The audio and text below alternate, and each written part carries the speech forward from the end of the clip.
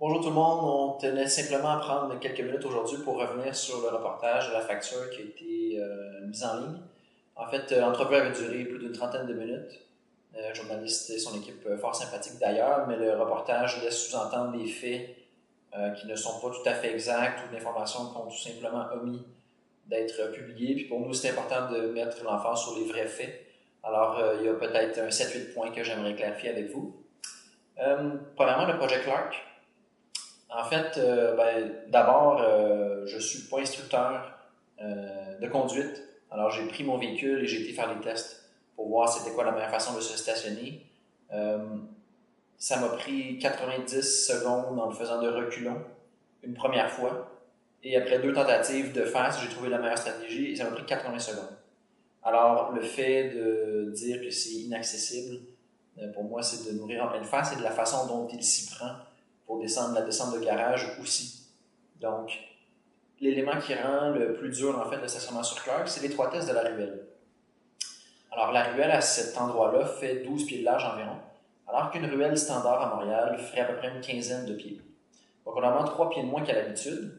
Rajoutez à ça le fait que les voisins ont construit leur ligne de l'eau, donc leur clôture, par exemple, ou leur garage, sur la ligne mitoyenne, donc sur la limite entre la ruelle et chez eux, ce qui fait en sorte que sur le 12 pieds, on n'a aucun espace supplémentaire de part et d'autre pour manœuvrer.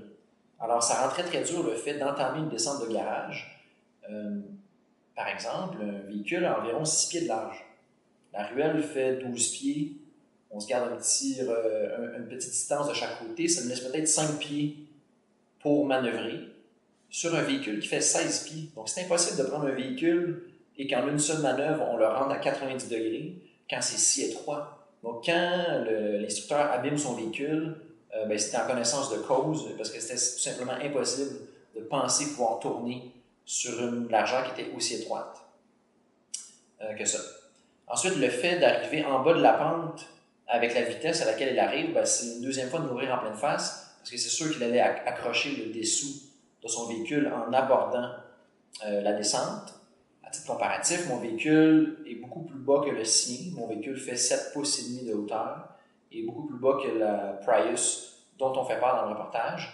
Donc, en arrivant à une vitesse raisonnable, les véhicules n'accrochent pas en dessous, en fait, quand on arrive en bas de la pente. Maintenant, un autre problème, c'est en fait le fait que les véhicules, que le dessous des véhicules accroche quand on entame la descente du garage.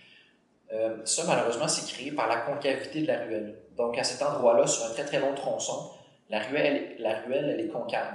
C'est-à-dire que quand les véhicules entament leur descente, il y a des pneus arrière, par exemple, qui sont sur la ruelle, les pneus avant sont dans la descente, mais il y a tellement une différence de niveau, finalement, dans la ruelle qui est concave, que le dessous accroche. Donc, sachant ça, on a appelé à l'arrondissement Rosemont-Petite-Patrie en avril 2017 pour ouvrir un dossier, parce que on n'est pas le seul projet qui a ce problème-là, finalement, causé par la ruelle. L'arrondissement a ouvert un dossier, on les a rappelés à maintes et maintes fois, ils nous ont confirmé finalement que le dossier était rendu prioritaire pour eux, parce que les voisins et nos copropriétaires avaient aussi appelé pour se plaindre.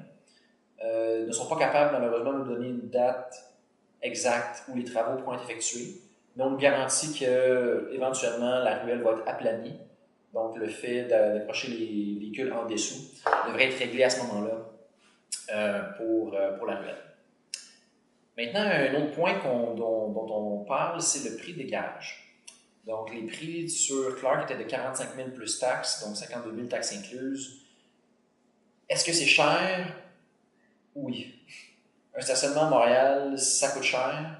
Il y a deux façons où on peut établir un prix pour un stationnement ou un garage. Le premier, c'est la juste valeur marchande. Alors, c'est quoi le prix que les gens sont prêts à payer pour un espace de garage?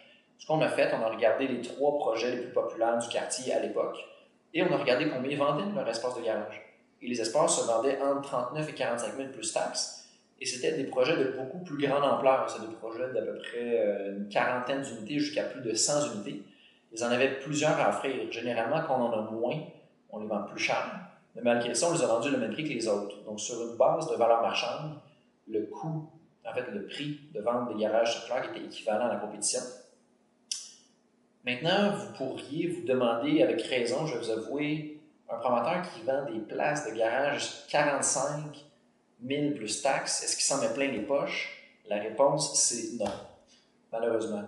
Donc, sur un projet comme ça, en fait, le projet Clark, le coût exact de construction que ça a pris pour construire les 4 espaces de garage, c'est 280 000 Divisé ça par 4 places, ça fait un coût par place, un coût de temps réellement que ça nous a coûté 70 000. Donc, malgré le fait qu'on les vende 45 000, on a une perte de 25 000 par place. Donc, on a perdu 100 000 si on considère les revenus de garage versus le coût du garage. Maintenant, vous vous dites, ben, vous ne savez pas compter, pourquoi est-ce que vous le faites dans ce cas-ci si vous perdez de l'argent? La réponse est bien simple. En fait, il y en a 2 volets à cette question. La première, c'est que les arrondissements nous obligent de faire des stationnements dans des projets. Donc, chaque arrondissement a un ratio de stationnement obligatoire. Dans Rosemont-Petite-Patrie, c'est un ratio d'une demi-place par unité d'habitation. C'est-à-dire qu'on a 8 condos, il fallait faire 4 garages. Donc, on est obligé d'en faire no matter what. Et deuxième raison, c'est que le fait de faire des garages nous permet de vendre nos condos plus facilement et plus cher. Parce qu'il y a une certaine portion de la population qui veut absolument un stationnement ou un garage et ne vont même pas considérer acheter un condo, peu importe le prix, si on n'en offre pas. Alors oui, les promoteurs sont souvent perdants sur les espaces de garage, mais ultimement, pour vendre leur condo, ils sont obligés de le faire. Donc c'est la justification un peu pour les prix de vente des garages. En terminant sur cette note-là, je vous dirais que les places de stationnement, la pente, les largeurs, les colonnes, l'étroitesse pour ouvrir avec le banc de bébé, tout ça, c'est conforme. C'est conforme non seulement à la réglementation municipale, mais aussi au code de construction. Donc, c'est serré, on en convient, c'est des très petits terrains. Donc, faire un garage souterrain pour un projet de 8-10 condos, un terrain qui fait 50 par 80 pieds, tout est très, très serré. Donc, on est conscient que ce n'est pas les espaces qui sont les plus fonctionnels ou ergonomiques. Mais malheureusement, dans le contexte urbain dans lequel on est, on ne peut pas faire vraiment autrement. Alors, voici, c'était pour Clark. Maintenant, si on parle un peu du projet Treehouse sur Saint-Augustin, en fait, on dit dans le reportage qu'on propose d'empiéter sur la bande gazonnée. Donc, la bande gazonnée, qu'on appelle du pavé alvéolé, c'est les blocs de béton dans lesquels le gazon pousse, qu'on appelle en anglais turf block, c'est du pavé qui est fait pour se stationner. Donc, dans des anciens projets, on a fait des stationnements au complet avec cette matière-là. Donc, cette matière-là est faite pour se stationner. Donc, on peut comprendre qu'il y avait une incompréhension des acheteurs qui n'étaient pas sûrs s'ils pouvaient mettre leurs pneus sur cet espace-là, ce qui faisait en sorte que quand les gens se stationnaient sur le pavé central, bien évidemment, il n'y avait plus d'air de circulation du tout, donc il manquait de l'espace. Donc, quand on a vu ça, on a écrit un courriel au syndicat de copropriété pour leur dire « Non, c'est vraiment fait pour se stationner. » Donc, quand les gens sont au fond de leur place, l'espace central est suffisant finalement pour circuler. Deuxièmement, une petite précision, juste pour vous mettre en toute chose, pour vous mettre en relation. L'espace qu'il manque sur le projet Treehouse, c'est 40 pouces. Donc, c'est 3 pieds et demi, c'est à peu près grand comme ça. La réglementation municipale dit qu'une place de stationnement ou une place de garage doit avoir 18 pieds de profond. Une aire de circulation doit avoir 18 pieds aussi. Donc, ça, c'est l'espace dans lequel vous allez circuler pour arriver à votre place. Et si on regarde le plan du Treehouse, en fait, on a des places de stationnement qui font 18 pieds, une aire de circulation centrale qui fait 18 pieds, et des dernières places qui sont aussi de 18 pieds, qui sont près des arbres. Alors, si on additionne cette distance-là totale, 3 fois 18, c'est 54 pieds total. Sur ce 54 pieds-là, il nous manque 3 pieds et demi. La raison pour laquelle on a décidé de ne pas faire vraiment 54 pieds total, c'est qu'au fond du terrain, ce qu'on ne mentionne pas dans le reportage, c'est qu'il y a des arbres, il y a plusieurs arbres matures qui ont 80 à 100 ans, et ces arbres-là servent de coupe-son. Donc, le projet de Treehouse, c'est sur le bord d'un chemin de fer, et c'était une crainte, en fait, de plusieurs acheteurs et de l'arrondissement de construire un projet de condo sur le bord du chemin de fer. Nous, ce qu'on est venu argumenter avec tout le monde, c'est que les arbres qui étaient là servaient de barrière coupe-son et de manière visuelle pour cacher la vue sur le chemin de fer. Donc, pour nous, ça aurait été un sacrilège de couper ces arbres-là simplement pour sauver 40 pouces. Et maintenant, on peut se demander, est-ce que le fait d'avoir un 40 pouces qui est manquant fait en sorte que ma place est très difficilement accessible? Je vous dirais non. Un stationnement, en fait, un véhicule qui est long, prenons par exemple une Toyota Sienna, donc une caravane finalement, fait 16 pieds 9 pouces de long. un deuxième véhicule, un Audi Q7, fait en bas de 17 pieds aussi. Donc, même si aux places, les premières places, on met un Audi Q7, la place près des arbres, on met une caravane, l'espace central qui va rester demeure 18 pieds. Donc, l'aire de circulation est encore conforme, malgré le fait que ces deux véhicules-là sont très, très larges.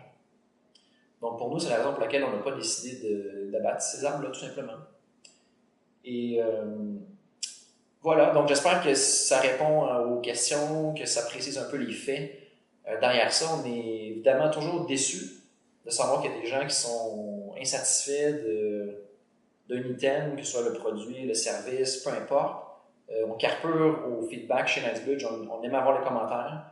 On n'a malheureusement pas été capable d'avoir une communication bilatérale avec certaines personnes, donc ça nous a amené à une impasse finalement où il n'y avait pas de solution, où on ne proposait rien. Donc on aurait aimé les accommoder, mais malheureusement dans ces deux cas-ci, ça n'a pas été possible.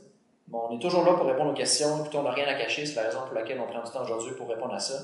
Donc si jamais vous avez des commentaires ou questions supplémentaires qui demeurent pas répondues, ça va nous faire plaisir d'y répondre. Donc merci, puis bonne journée.